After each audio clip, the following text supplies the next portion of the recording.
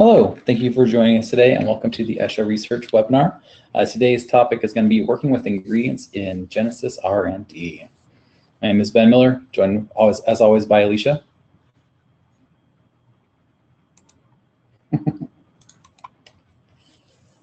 We'll do our little bit of background before we get into the actual topic. SEO Research was established in 1981 as one of the very first nutrition software solutions.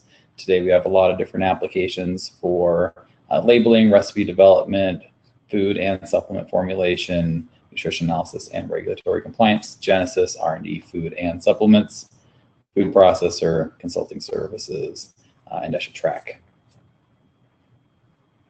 Today we're going to be looking at the Genesis R&D software. Genesis was released in 1991 as a design for user managing processes and industry challenges, labeling, product formulation, menu analysis, reporting, and regulatory compliance. We have a couple other upcoming webinars. On February 20th, we're going to do one for an update on added sugars after the Farm Bill was passed in December. March 12th, we're going to do an update on dietary fiber, do another one of those to discuss the changes that the FDA has made on that. And then on April 24th, we're going to do working with recipes. Please note, as always, our webinar is being recorded. All of our webinars are available on our website, both past and future. So if you want to sign up for any of those that I just mentioned, go on the website and sign up for those. And submit your questions in the GoToWebinar control panel as we talk about these things. So if you ever have any questions, throw that question out there. We'll answer that either right now or get back to you after the webinar. And today we're going to look at adding ingredients into Genesis, naming conventions, user fields, nutrients, check data, groups, ingredient statements, allergens, searching, nutrients to view, a lot of topics today, a nutrient calculator, audit trails. We'll do a few questions as well. With that, I'll go ahead and hand it over to Alicia, and she's going to get into it. Thank you, Ben. When working with Genesis R&D Food, one of the first steps to creating your recipes and your nutrition facts labels is entering ingredient information. Today we'll go over the process of entering ingredients, as well as discuss some considerations that you will want to make for accuracy and consistency within your record keeping.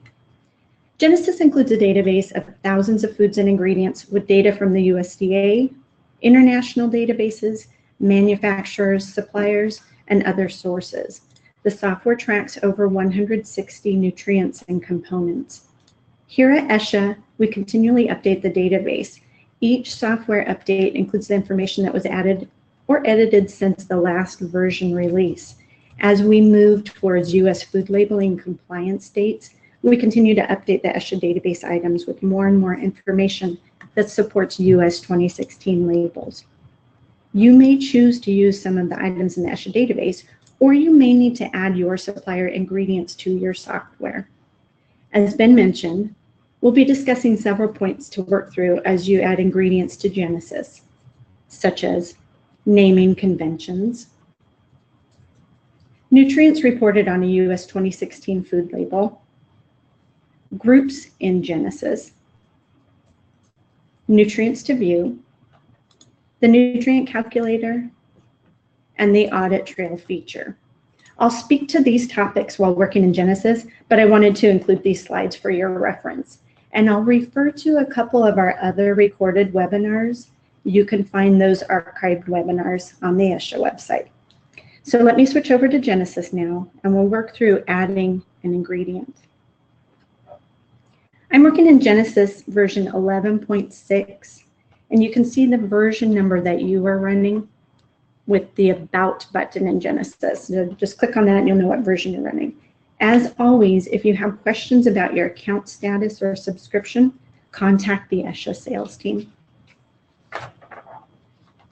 I'll discuss more search techniques in a few minutes, and we have a separate webinar dedicated to tips for searching. But when you open the software, you see this screen here. When getting started with adding ingredients, you might first search the software for common suppliers to see if they already exist in Genesis.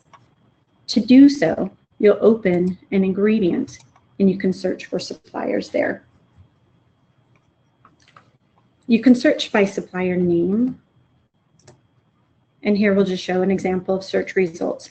Here the total items shows you how many results match what you've searched for. And then you'll see the product and supplier columns. The product we refer to as the brand name, and the supplier column will tell you where the information is coming from. So it would be a supplier, or sometimes there's a larger entity or organization that's providing the data. Sometimes the supplier and product names will be the same, and sometimes they might be different. So just another example, I search again. For some searches, you will see a limiting or a limiter here. The default in Genesis is set to 400 items, and I can adjust that or just do away with it. So let me show you how to do that right now.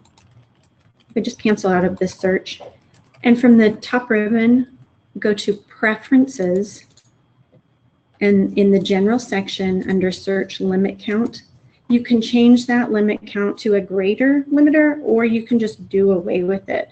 I'm going to set mine to 0, and that will allow me to have no limit there. So then again, if I go back and I search for my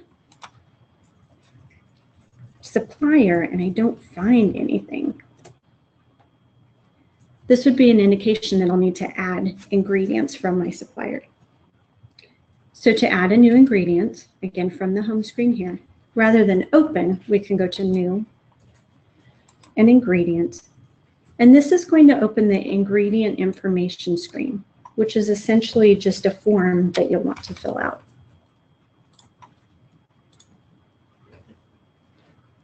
So we'll fill in as much information as possible. We start by assigning a name.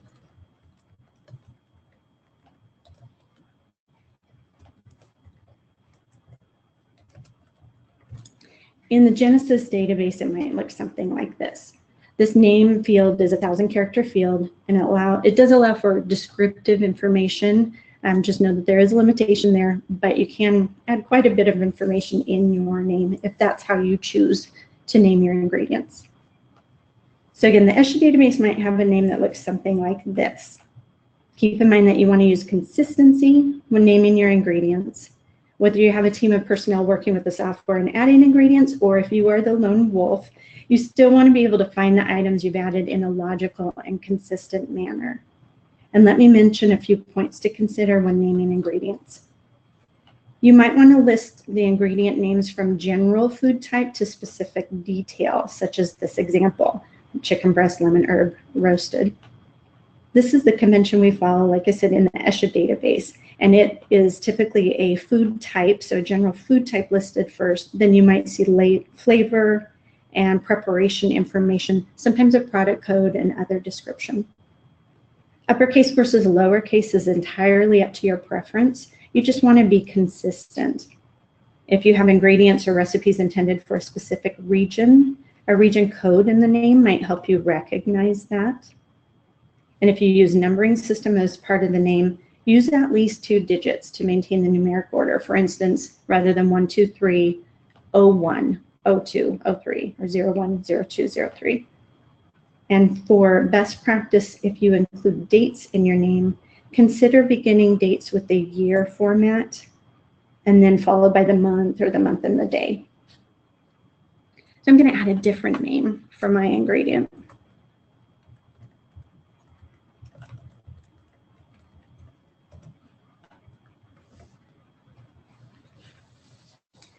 Then the quantity and measure fields here are populated based on the nutritional information that you receive from your supplier. So whatever amount the nutritional information is reported in by your supplier relates to the quantity you enter here. We often see supplier data sheets in 100 grams. If so, then you could enter 100 grams here. If your supplier provided information per serving, it might be a different gram weight or a different weight information. And this quantity here is a weight. The default is set to gram. You can also select from the drop-down list here. Just know that in Genesis, if you choose ounce weight, so you enter 4 ounces, the 1 ounce weight equates to 28.35 grams. That's an automatic conversion built into Genesis.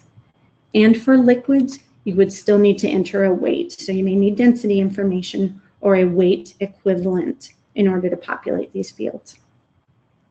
The common name field is typically a shortened name that you might want to display on reports, and that's optional. The user code is a unique code that you can assign to your ingredients as well as to the ESHA database ingredients. And it offers another way to filter and sort your ingredients. So I'm going to enter in a code here.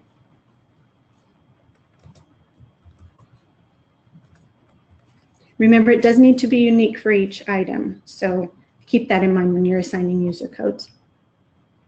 The product and supplier fields here are similar in that you can choose from an existing drop-down list.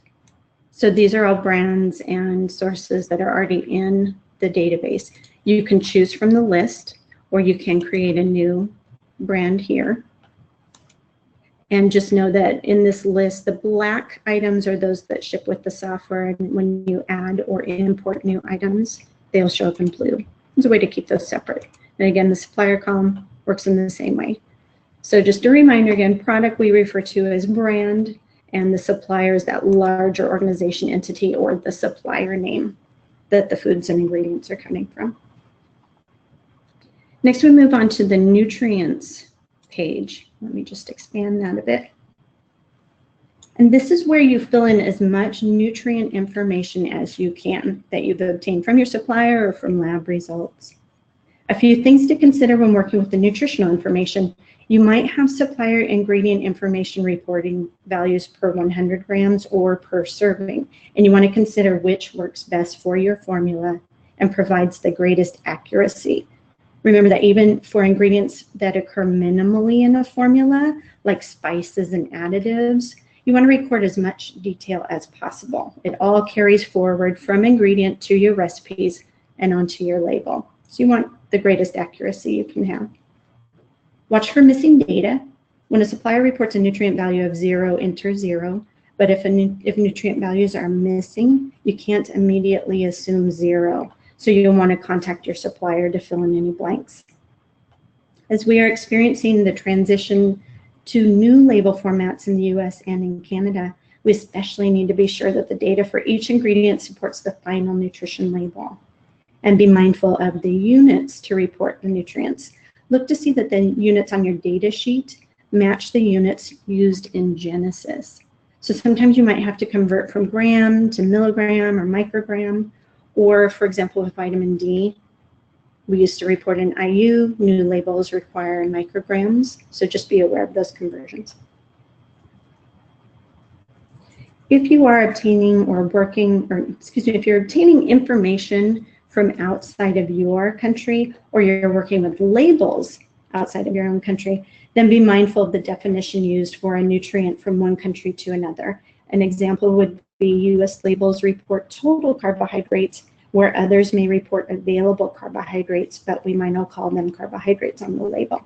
So just be aware of information coming in and information that you are sending out to the world. So back to the nutrients screen. Here I could just fill in my information for as much as I have. So I'm just going to populate these fields.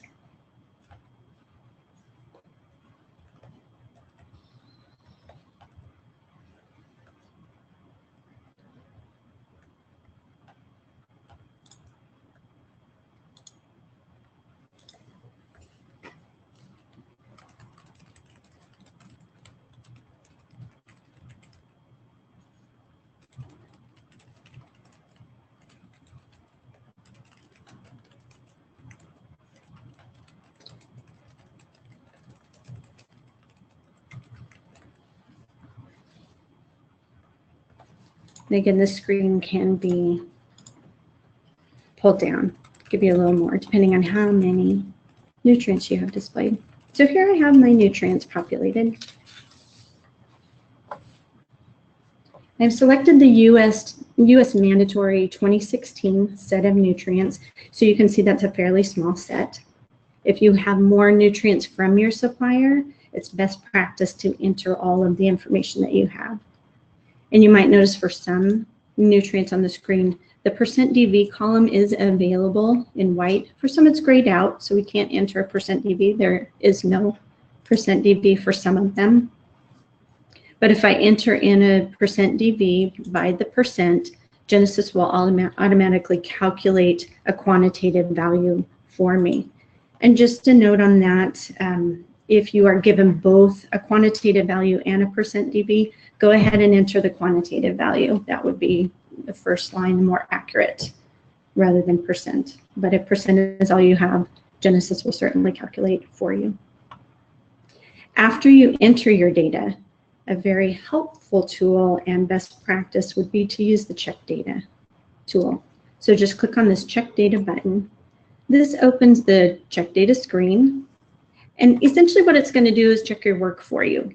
Just see what you entered compared to some calculations and see if you need to review and modify any of these values. The first section is calories. And the software compares the estimated calories based on 449 to the calories value that you entered. The 449 calculation used the protein, carbs, fat, and alcohol that you entered to come up with an estimated calories value. As you can see here, we have very different values. The estimated calories is 165. My entered calories is 16. That's over 900% difference. So that's certainly a reason to review some of these values. So I go back to my ingredient information screen where I entered my nutrient values, check my data sheet, and I can see that I should have entered 165 for calories. That was a typo. So I correct my value, and then you can see the Check Data screen updates from red alert to green. That tells me these numbers are in line based on this 5% tolerance that is the default in Genesis. I can change that if I want to, but I have the go-ahead to continue with those numbers as checked as okay. The second section here is the fat section, and like calories, it has an estimated value which is being calculated based on what I entered, and then it shows the value that I actually entered. Here is showing in red. You see I checked this interpret missing values as 0, and that is typically checked as the default. So if I don't enter values for some of the components, Genesis will assume that those are to be 0 and will interpret it as such. And here it gives me the red warning. So I entered saturated fat and I entered trans fat, but I didn't enter my unsaturated fats, and it's calling me out. So the 5 grams of fat that I entered is not adding up to this estimated or calculated fat total that Genesis is coming up with, giving me a higher % outside the range of tolerance.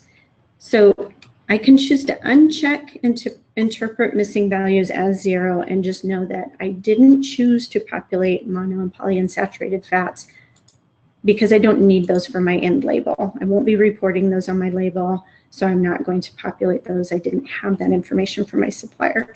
If I do need to report fat components on my label, then I want to go ahead and make sure that mono and polyunsaturated fats are also populated.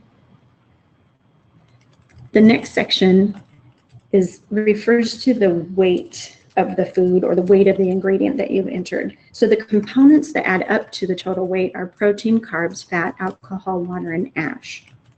And again, Genesis is adding up those components and comparing to the amount that I entered.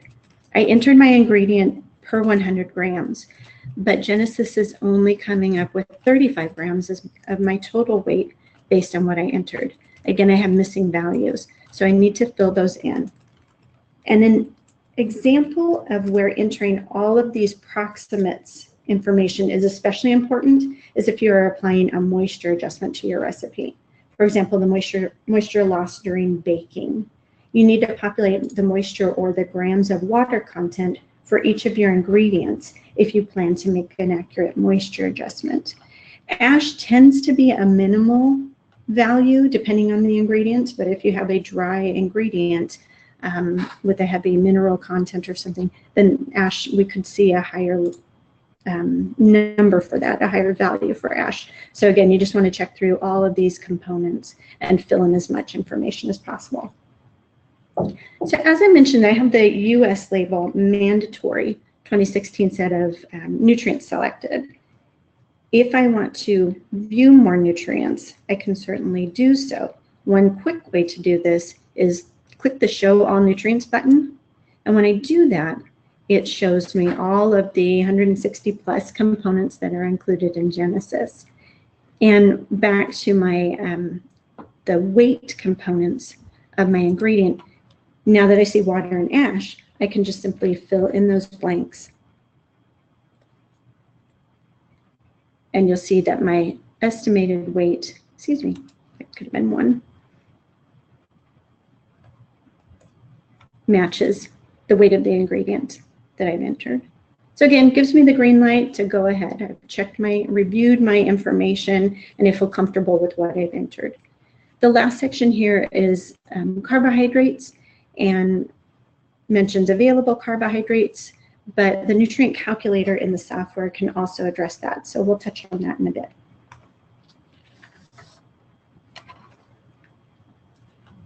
So I'm going to shut down my check nutrient screen, and I've entered all the nutrient data that I have. I entered it again per 100 grams, which may or may not be useful when it's time to prepare my formula or my recipe. So depending on the ingredient, I might want to add some more units of measure and some household measures that would be friendlier later on. So to do so, the Yields and Measures button allows you to edit and add measures, and I'm going to do so here. So if I click on Add, I can choose from the drop-down list of available units. And here I'm going to add 1 cup equals 240 grams. Again, even if it's a liquid, I'll want to add a weight equivalent. I add those, and it just adds to the list of measures that I can choose from for this ingredient. I can add another.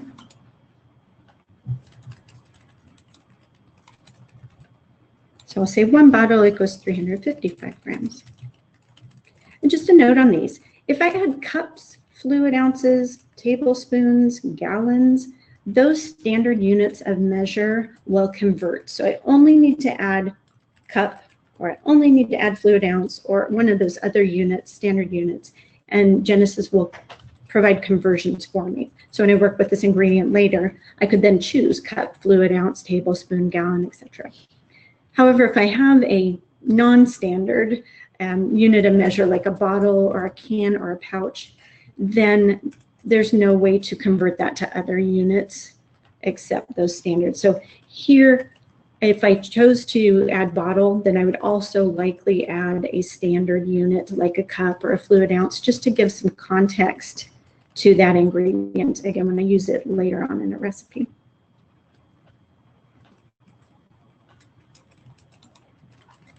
And you'll see when you add those, if you open the ingredient later, you will see under Yields and Measures those available units that you have added. The cost field, you can add cost for this ingredient per certain amounts.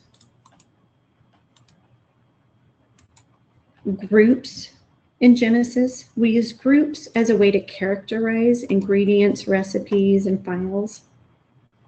ESHA includes a list of groups including databases, food types, and characteristics. And you can assign ingredients to recipes, and ingredients and recipes to these groups to help filter searches. You can assign more than one group or an ingredient to more than one group as needed. And you can also create your own groups to help you manage your records. And we have a full webinar that discusses groups as a way to organize your files. So if you want to learn more about that, check out that archived webinar. The notes field can be used in a few different ways. One might be your internal notes. So as you worked with an ingredient, if you've made any adjustments or needed to make note of anything, you can certainly enter notes here. It's just a text field. You might also include notes on information that is to be presented externally. So if you're providing data sheets to someone else and want to include notes with a label and ingredient statement, you can certainly add notes here and have those printed on reports. You can change these headers for the notes. So clicking on that notes title takes you to the preference section under general. You can see this notes section and type in different headings here. Just know you want to be consistent. So if you change the header or the title for the notes section here, it will change throughout your Genesis. And so you always want to be recording your internal notes on the appropriate notes field versus external notes on a different notes field if you have both going on. Just be consistent and be aware. And in Genesis, we have the ingredient statement and the allergens statement fields to help you with your compliance. The ingredient statement field can be used for just that, preparing your ingredient statement from your ingredient level on through your recipe. So if I click on the ingredient statement field and edit, I can add an alternate name, which would be a friendlier name that you would have on your packaging for that ingredient. And then the ingredient statement field might contain the subcomponents that would be listed parenthetically on your ingredient list on your packaging.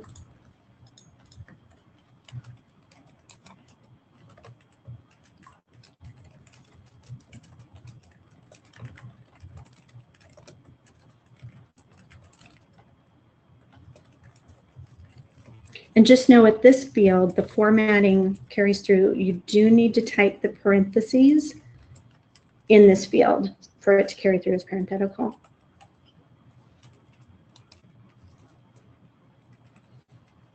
And then if you do select something that is already in the database of alternate names, you can choose from that list, or you can create a new one.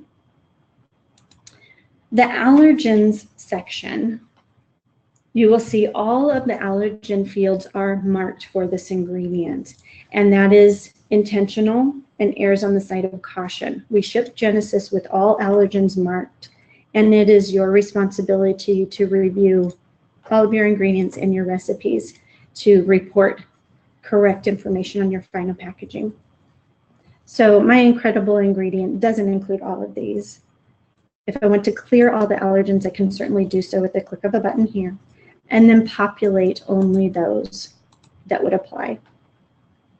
We also have another webinar that discusses ingredient lists and other statements, so that goes into more detail about preparing ingredient lists and your allergen statements. And then one final thing on this screen would be the attachments. You can attach documents to your ingredient record, which is a great, way of just making sure all your documentation that is required or that is desired to be kept with this ingredient all in one place. And so attachments, you can drag and drop files here, or you can browse your system and attach files here. So now that I've added my incredible ingredient, I want to save it, and then I want to be able to find it.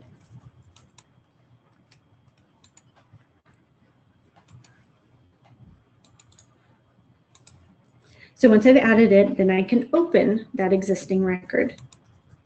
So go to open an ingredient, and remember that I added a user code. See if I can remember it exactly. So I can search by my user code that I added for that ingredient, or I could search by name. And if I just type in incredible, you can see that other ingredients also have the word incredible in their names. So it's pulling from the item name as well as the product and supplier information and pulling up any matches to what I've typed in. You can see that the ingredient I added is in darker green, and it has no ESHA code. So this is a few details about when you add ingredients and how to know whether it is an ingredient that you've added or it's one that ships with the software. So ingredients that come with the ESHA database do have ESHA codes. That's an internal code that we assign here at ESHA. Ingredients that you add will not have an ESHA code. You can assign user codes, again, to either ingredients that you've added or any that come with the software. And again, this color coding lets you know which are ingredients that you added or imported versus which were already in the ESHA database. Additional searches that you can perform in Genesis.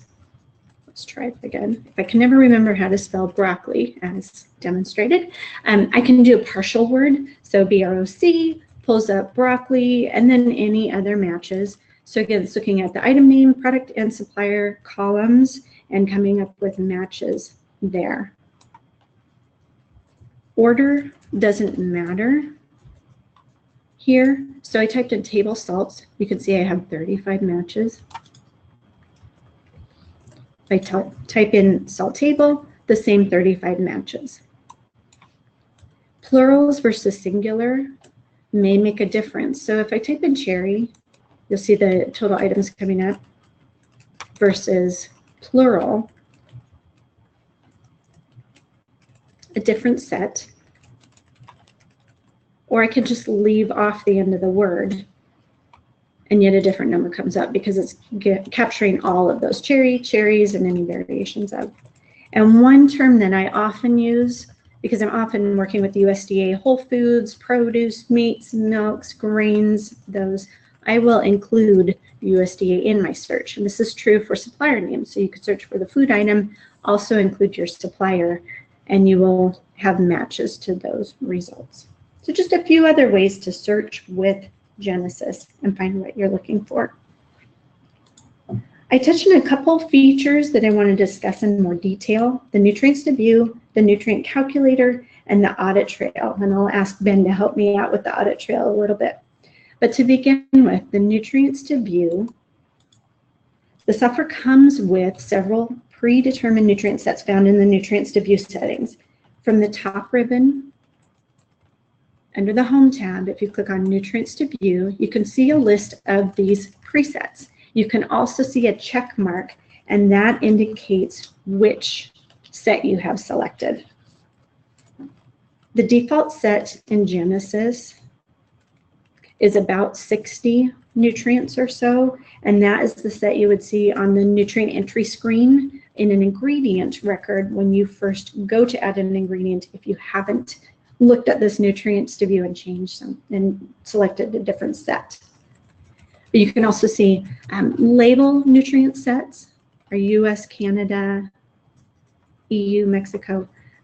We have mandatory and label all sets. So there's a mandatory set, which is that smaller set, and then we also have presets that include all of the nutrients that would be allowed on a label.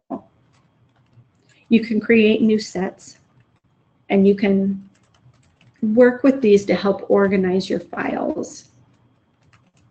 An example that I have of creating a new set would be, I've created a set that includes both my mandatory 1990 and 2016 nutrients, so that as I'm working through the transitions, I know what information I already had and what information I need to populate still for those required nutrients. I also work with water quite a bit. As I was saying, the moisture adjustment, you want to make sure you populate your water information for each ingredient. So I have a set that includes my mandatory label nutrients as well as water. Just as a reminder, I need to populate that information. If you have a project or a client that requires or has requested a certain set of nutrients, or if you know that a certain supplier always provides a particular set of nutrients, you can certainly set up a new set of nutrients to view so that you always have the nutrients you need to populate and work with. To edit nutrients to view, you can go to the Modify up at the top here, and then the Edit. So when I selected Modify, it shows me the current set that I have selected and what's included in there. If I click on Edit, you'll see the nutrient selection screen. And on the left side, you'll see available nutrients. And then on the right-hand side, you'll see the selected nutrients based on the set you already have selected. You can add to or remove any of the nutrients from one side to the other. You could double-click or use these arrows to select nutrients that you need. And then you can also, once you've added it to the list, you can drag and drop, or you can use these arrows to resort or move the order of the nutrients. And then once you have selected all those nutrients that you want, If it's a set that you've created, you just click on Save after you've edited. If it's a set that has shipped with the ESHA software, you'll need to select Save As to save a new set. So if you've started from an ESHA set, made some changes, then just choose Save As, give it a meaningful name. It will save in the nutrient files, the nut files, or the nutrient files, and then you will have additional lists of nutrients to work with. So again, that's called Nutrients to View. The nutrient calculator helps us fill in some of the blanks as we're entering our data or working through the nutrients. So let me find my incredible ingredient again.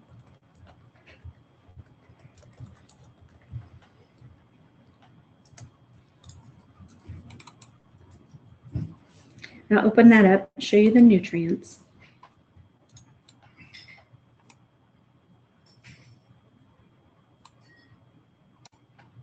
So I have my set of I showed all my nutrients. So again, everything that's available in Genesis is showing right now.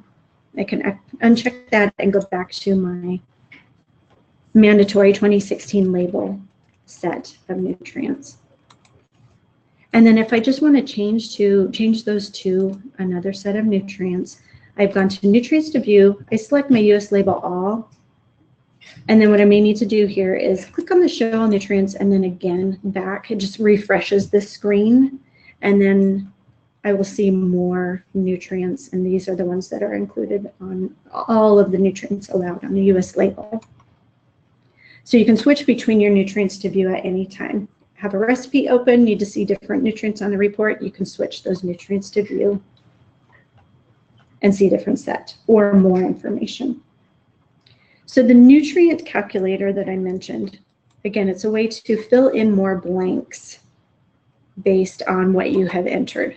So I'm just going to check this auto calculations button, and you will see that some of the nutrients appear in blue. And that's an indication of the nutrients that can be calculated one from another, or vice versa. If I fill in one, it can calculate from another field.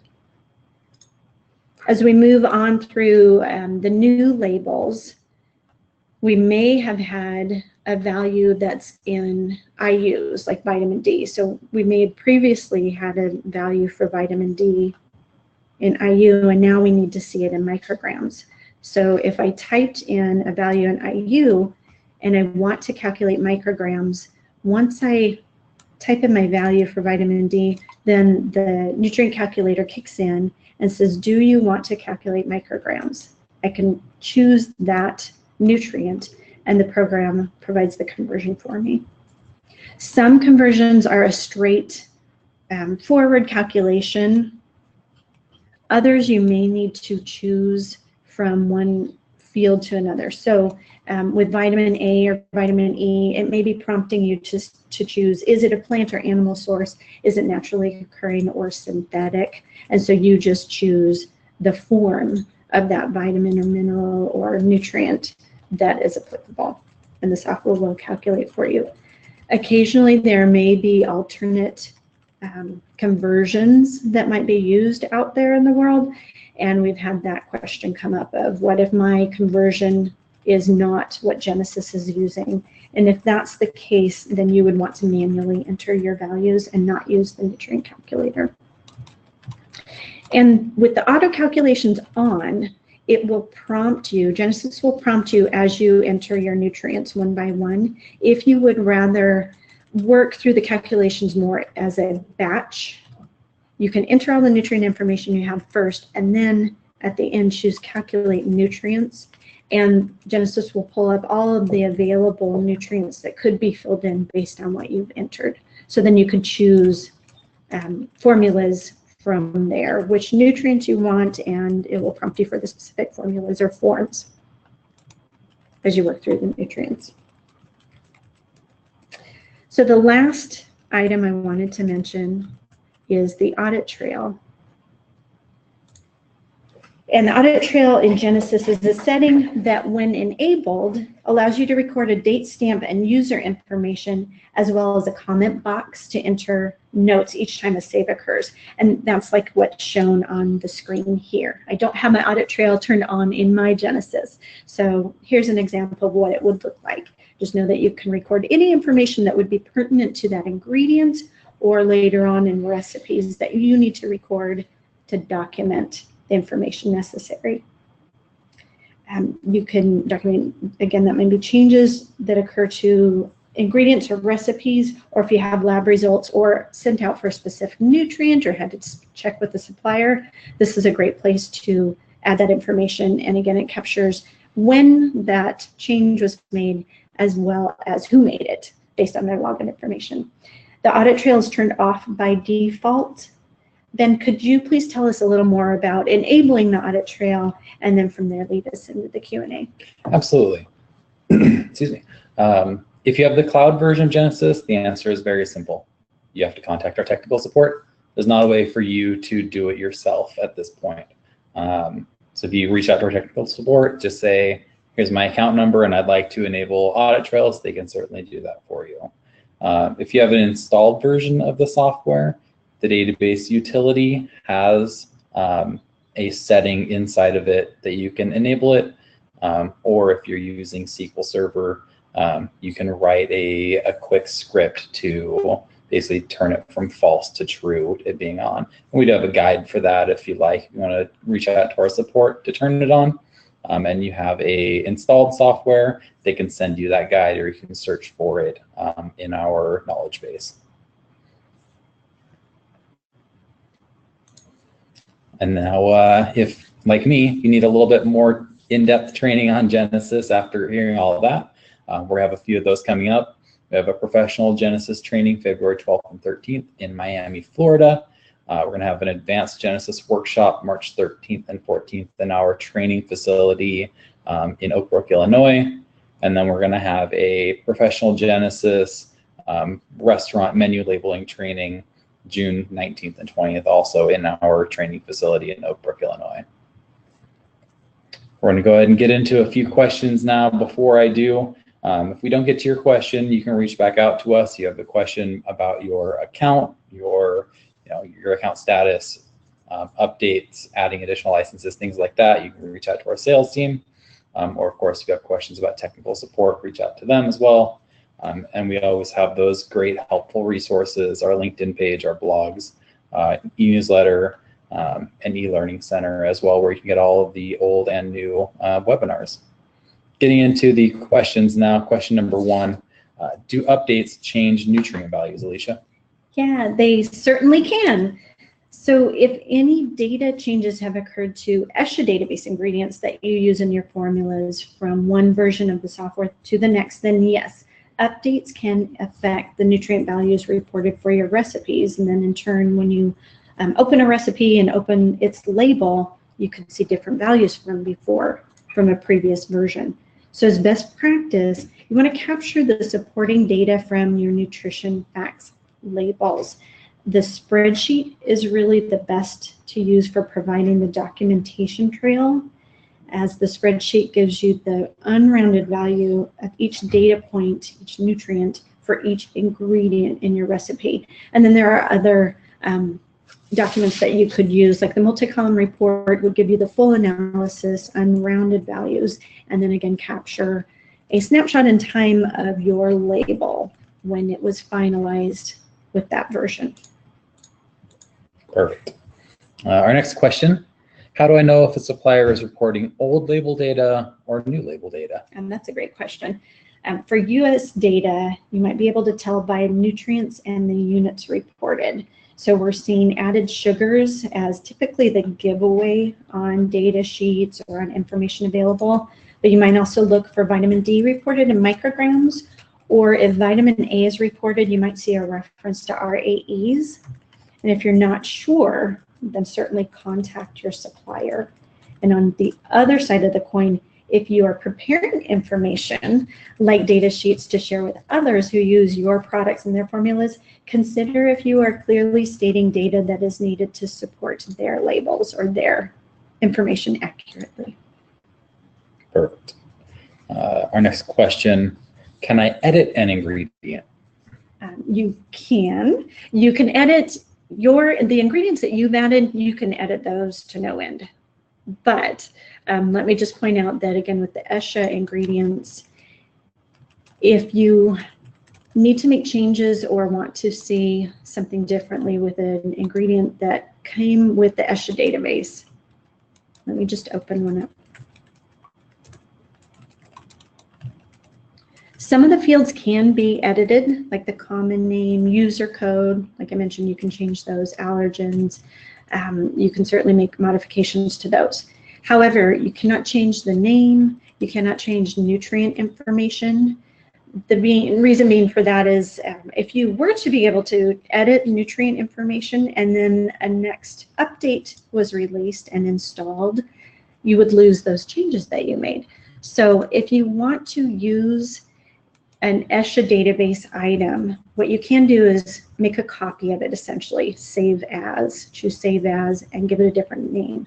What that will do is will capture this information, this moment in time, this version of the software, the data that's being reported for this item, but it won't carry forward after future updates are installed. You would have to then go in and make any other edits to it. So with this item open, if I choose save as and then give it a slightly different name, again, one that might be meaningful to me, then I can save it as my own copy of this ingredient. And a couple of things happen when you do this. You'll see the ESHA code goes away and the government code goes away because it's, by being able to edit it, it's no longer necessarily from that source. And then here I could go through and modify any of the nutrients, add more yields and measures, and really any changes. You'll see that it does still reference the original supplier source as USDA here, but it doesn't connect it to that exact item because some changes could occur. Great. Our next question here, what if I get values from a lab? Sure, a couple different scenarios that could occur. If the full analysis is from a lab, so you have an ingredient or a product and you've obtained full analysis from the lab, you can just use that lab information as your data sheet, enter the information as a new ingredient in Genesis, just like we covered. If you have an ingredient, but for some reason you sent out to a lab for a particular nutrient, again, like with sodium, if you needed to really have a lab confirmed sodium value, then you could enter the ingredient just like we covered, but then enter the lab sodium value and certainly make a note. Any deviations from what was reported, you want to make note of and just capture that in your documentation. On a recipe level though, if you have a lab value, so you've run your analysis through Genesis and you have a recipe, but again, maybe sent out for sodium or pinpointed one nutrient that you want to alter, then you can certainly do that in Genesis. And let me quickly show you. I'm opening a recipe. In this case, I have my ingredients. In the Edit Recipe button in my recipe, there's a Nutrients tab. And in this Nutrients tab screen, you see the nutrients listed, a value, a %dV, and an override column. That override column was designed exactly for you to fine-tune nutrient values. So if you had a lab analysis on a certain nutrient, you can just enter that value in the override column. So let me just do 4.5, excuse me. We'll do 2 instead of 1.1 for the dietary fiber value. I change that. The override value that I enter here is the value that's going to show up per serving on my label and on other reports that I have. And you will notice that when I entered my override value, it adjusted the %dV based on that new value rather than on the calculated value from Genesis. So that's one way to enter lab values and fine tune your analyses. And again, make sure you document that information that you've entered. All right, here comes a very, very common question that we see a lot. I calculated the calories for my recipe using 449, but that doesn't match the reported calories value. Why is that? That is one of our most common questions. And for labeling purposes, the FDA allows several methods for calculating calories. These are outlined in the CFR. 449 is one of these methods. Others include using Atwater factors, 449 adjusted for fibers or sugar alcohols, specific approved alternative factors, and there are a few other variations of those. So when you enter your ingredients in Genesis, the calories reported for each ingredient might use one or any of those factors. All of your ingredients from your various suppliers may not use the same method to come up with the calories that are reported for the ingredient. By default, to arrive at the calories value for a recipe, Genesis adds up the calories for each ingredient and reports the sum of the calories per serving. So in the recipe edit label settings, and we'll just do that really quickly. Again, we have additional webinars that address labeling and more on recipes. But if you wanted to use use the 449 really specifically for your recipe calories, go to labels, edit label, and the nutrient options, calories, and there's a calorie calculation method. The total of all ingredients would be the default setting, and then the 449 method is also available. So that will make a difference. Sometimes it makes a difference on the calories reported. Sometimes due to rounding, it may or may not make a difference. And then the other way, like I just showed you with the override column, if you used an alternate method for determining your calories or had a different calories value for whatever reason, you can again go to that edit recipe, nutrients, and enter an override for calories if that's what you needed to do. All right, looks like we have time for 2 more questions. How do I delete an ingredient? Very carefully. So let me just close out my recipe here. So this is something you want to do intentionally, not haphazardly. There are times though when you want to delete an ingredient or a recipe. So from the top ribbon, if you go to database, and then you'll see the delete button. So if I choose delete an ingredient, then it pulls up ingredients that I've added to my Genesis. And from here, I could choose any of these, click on delete, and it's going to go away. It's going to go away permanently. There's no undo here. So that's why I say choose carefully. Don't delete with abandon. But it will delete that item from my database.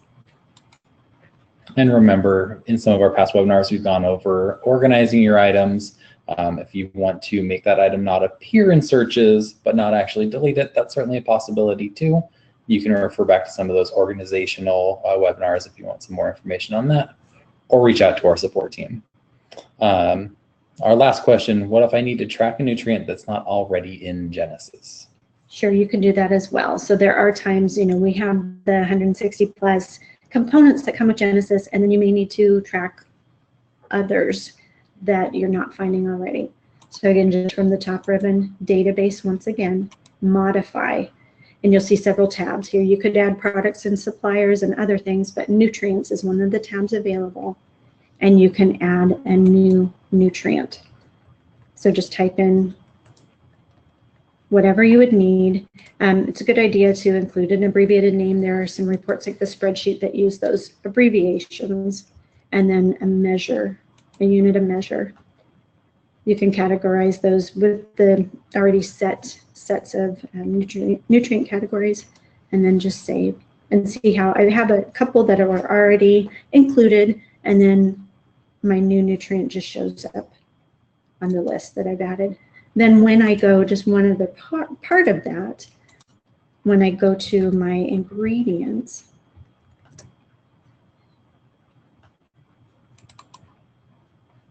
once I've added a new nutrient, it can certainly show up in the list of nutrients that I have available. So I've done show all, oops.